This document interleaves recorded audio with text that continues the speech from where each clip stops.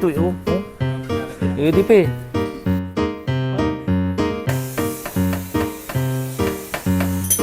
Mga kapatid, magandang hapon sa inyo.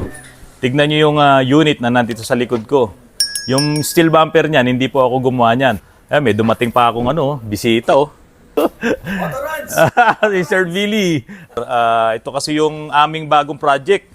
Mitsubishi Adventure Project Roadster. Ang may-ari po nito ay isang lingkod bayan.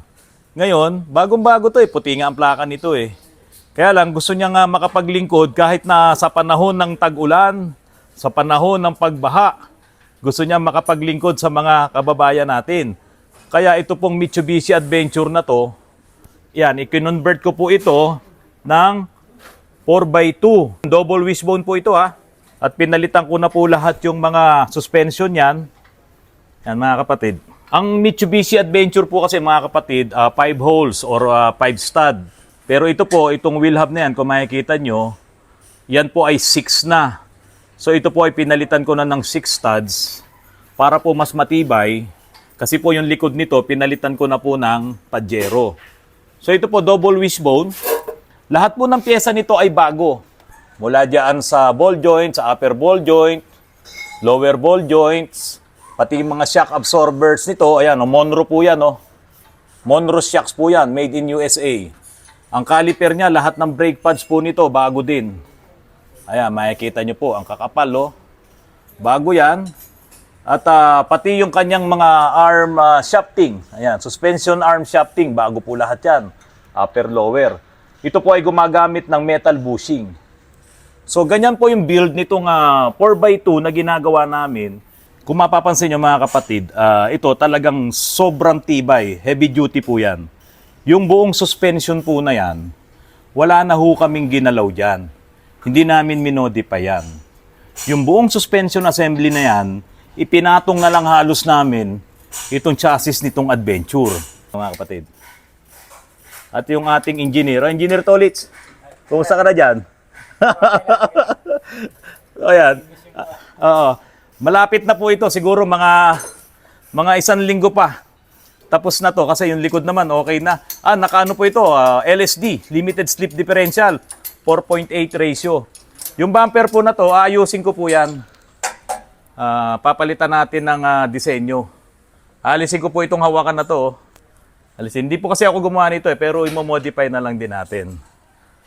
Mga kapatid, kung bibili ka ng bagong sasakyan ngayon at maghuhulugan ka ng 20,000 a month, tapos in a year, siguro yung yearly na binabayaran mo sa first year, nasa mga 260,000. Kasi may mortgage pa yun, 20,000 a month. Dahil sa brand new, 30,000 yung insurance.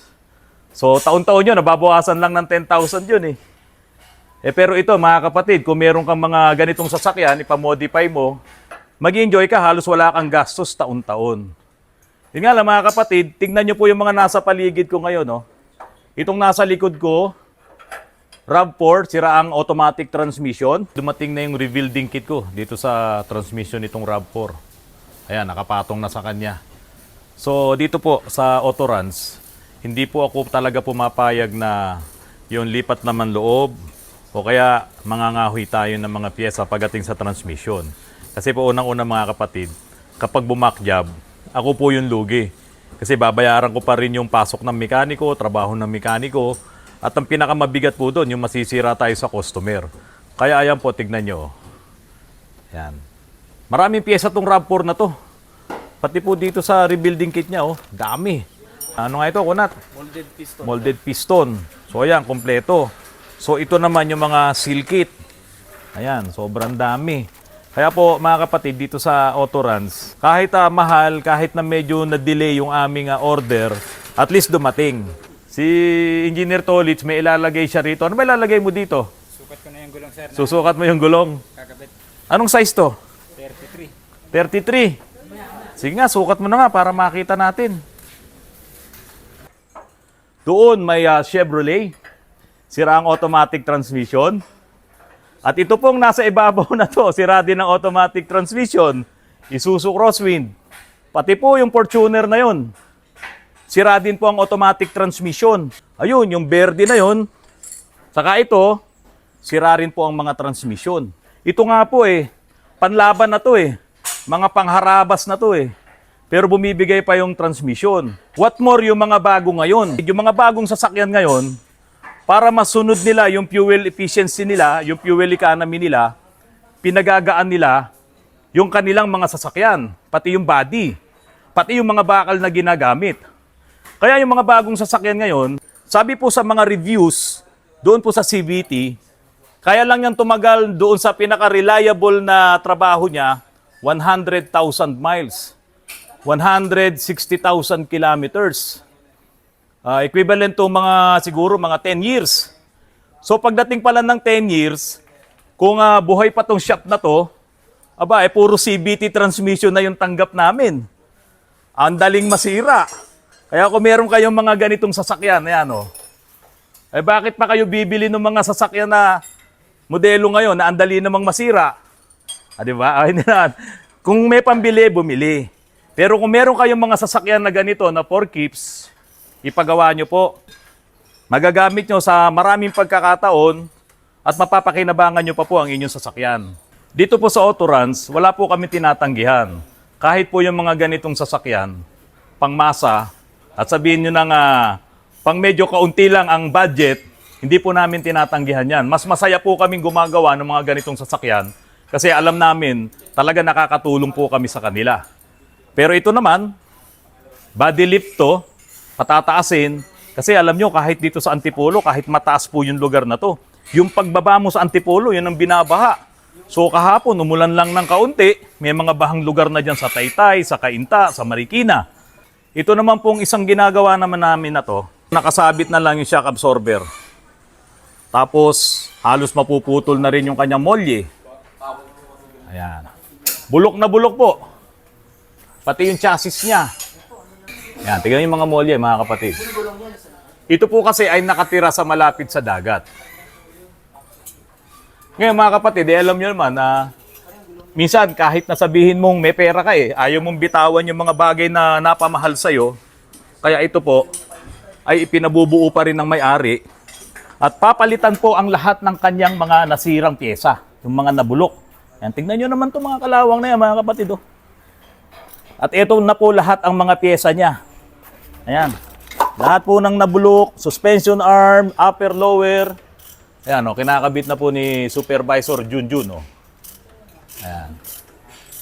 Tapos, ayan yung kanyang lower arm. Tingnan nyo naman, bulok na bulok. Ball joint niya.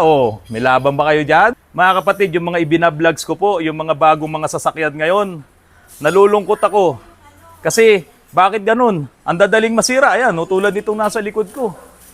Hindi naman talaga laspag ang gamit nito, pero bakit ganun? Sira kagad. Tapos, marami talaga kaming mga tanggap, lalong-lalo na nasa labas. Nandoon pa yung iba. Puro transmission, mapa manual, mapa automatic. Pero yung CVT, tanggi muna tayo dyan, mga kapatid. Kasi wala pa pong parts talaga ang mga CVT transmission. Kaya kung may mga bagong sasakyan na CVT ang transmission, mga kapatid, ingatan nyo pong maigi yan. Todo ingat po kayo. Dahil once na masira yan, malabo po. Kasa lang ang pwedeng gumawa dahil sila lang ang pwedeng makakuha ng mga bagong pyesa niyan or yung mga brand new na transmission. Pero kung aasa po tayo, doon sa mga surplus na transmission, halimbawa, itong Fortuner na to, yan mga kapatid. Ito po sira ang transmission. Ang problema dito, may nadurog na pyesa sa loob na hindi kasama sa rebuilding kit. So para makabili ngayon ako ng pyesa na yon, kailangan kong pumunta sa Katayan. Isa po yun sa inaayawan ko, yung maging chapsuy. Ang transmission mo, yung kung saan-saan mo kukunin yung pyesa ngayon. So, ang decision po ng may-ari, bumili kami ng surplus na transmission. Ngayon, ang surplus po na transmission, hindi po galing sa Japan. Kasi ang assembly plant ngayon nasa Thailand at nasa Malaysia. Nitong mga units na to. Pati yung iba pang mga brands, iba pang mga models. So ngayon, karamihan po ng mga surplus na pyesa na nabibili mo, galing po ng Thailand at galing ng Malaysia. Kaya po yung surplus shops na kukuha na namin ng transmission nito, diyan sa Blooming Treat, yung pong transmission na makukuha namin, hindi na po galing ng Japan. Galing na po ng Malaysia. Napakamahal po. Kaya po, mga kapatid, ingatan nyo po ang mga sasakyan nyo. Kasi yung mga bago ngayon, kapag nasira, talagang wala pang pyesa. Ngayon, kung walang pyesa, hinuhulugan nyo pa, hindi nyo pa bayad, mapipilitan kayo ngayon mag-loan na naman para makabili or magbayad kayo dun sa kasa kung magkano yung mga pyesang ibebenta nila sa inyo. Dahil wala ka naman po talagang mabibiling pyesa, mga kapatid. So, todo ingat po para po masolve natin yung mga problemang ito. Marami nang nakakabili rin nung gusto nyong sasakyan. Halimbawa, yung type nyo, tignan nyo po yung mga reviews. So, kung nakita nyo na medyo mas marami yung negative kaysa dun sa positive, sir, biro nyo yung transmission, yung mga automatic transmission ngayon, yung CVT, wala ka mabiling rebuilding kit, saka napakamahal. Ano gagawin natin doon? Kaya lagi nasa uli ang pagsisimula. Dumating si... Nami-miss ko lang. Kaya Gwapo yung kumpare natin. No? Nanghiram muna kami ng gulong. Isasample muna namin to para makita nung may-ari kung anong gulong yung sukat ng gulong na bibili niya. So, pagdating sa gulong, ito yung pinakamagastos kasi bibili ka rin ng mugs. Pero yan po, makita nyo, maganda yung mugs nito. Ito yung nakakabit doon sa orange na jeep na ginawa din namin, itinaas din namin. Ito nga lang, ito lang ang kailangan namin palitan to para bumaga yung gawang autoruns. Hindi po kasi kami gumawa nito. Tingnan nyo, ingay oh.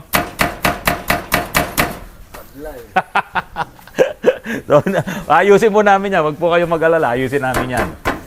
So, pag-adventure po mga kapatid, gusto nyo talagang magmukhang off-road siya. Hindi po pwede yung kalso-kalso doon sa coil spring. Kasi magbabago po talaga yung ride nun. Titigas yun. Magiging matalbog yun. Kinakalsuhan yung coil spring ng makapal na makapal. Ayan, no? So, ang mangyayari, pag ikinalso mo to, mga kapatid, titigas yung laban ng coil spring. Aangat nga siya. Pero titigas. Ang problema, kayo po ba magaling mag-basketball? Pag yung bola sobrang tigas, malakas tumalbog. Kaya ito, pag matigas yung coil spring, tatalbog yan, babalik na dyan. Pag pinatigas mo ng todo yung coil spring na yan, delikado. Kaya ito po, pinalitan namin ng suspension. Choice naman ng may-ari yan. Kung gusto mong gayahin to, pati po yung ibang mga nagse-setup, palitan nyo ng suspension, mga kapatid. Pag itataas, yun. Tolits ha, ikaw nang bahala dito ha. Ayusin mo to ha. Paayos natin to kay Randy. Yan oh, tignan mo naman yung mga ganyan oh. Oh, ayan pa oh. Nata mo yan oh. Ayusin natin to. Hindi to hindi papasa. Project Roadster. Nakakabit na yung gulong. Ito yung size talaga ng gulong na bagay dito sa kay Roadster, kay Adventure. So naikabit na ni Engineer Tolits. Maayos na. Bagay ba? Parang bagay na bagay. Parang bagay na bagay. Iba yung dating, no? At nagmacho ng gusto yung Adventure, no? Opo. Oh, yan mga kapatid. Tignan nyo. Dito mo nga kuhanan. Tignan mo. Kuhanan mo ng maayos. Yan. Kasama yung pinaka Yan. Hindi ko harangan. Oh. Okay? Medyo nakatingala lang yan kasi yung gulong sa likod hindi pa namin nilagay. So yan mga kapatid. Tignan nyo. Oh. Bagay na bagay. So doon po sa may-ari nito, Sir Boyong. Ito. Sir Boyong. Ito na po. Tignan nyo. Ito ang gulong na dapat nyong mabili, pati yung mugs, ganyan-ganyan po ang itsura. Kaya lang, kinapos yung ano tawag dyan? Oo, bushwhacker, fender flare. Pero, pwede namang ayusin. So, dapat ito, medyo matambul talaga yung bushwhacker. Okay, pwede natin baguhin yan, na-adjust tayo. So, ito na po ang itsura ni Roadster. Mitsubishi Adventure Roadster. Ito po yung ilalabas ni Autoruns. Next week ba kaya na to? Mga kapatid, maraming salamat po. Ito po ang iiwan namin sa inyo ngayong vlog ko. Ang may-ari po nito, kaya huwag po kayong matakot mag-angat ng inyong sasakyan. Siya nga po, inangat tong sasakyan niya eh. Mga kapatid, maraming salamat po. Magandang gabi po sa inyo lahat.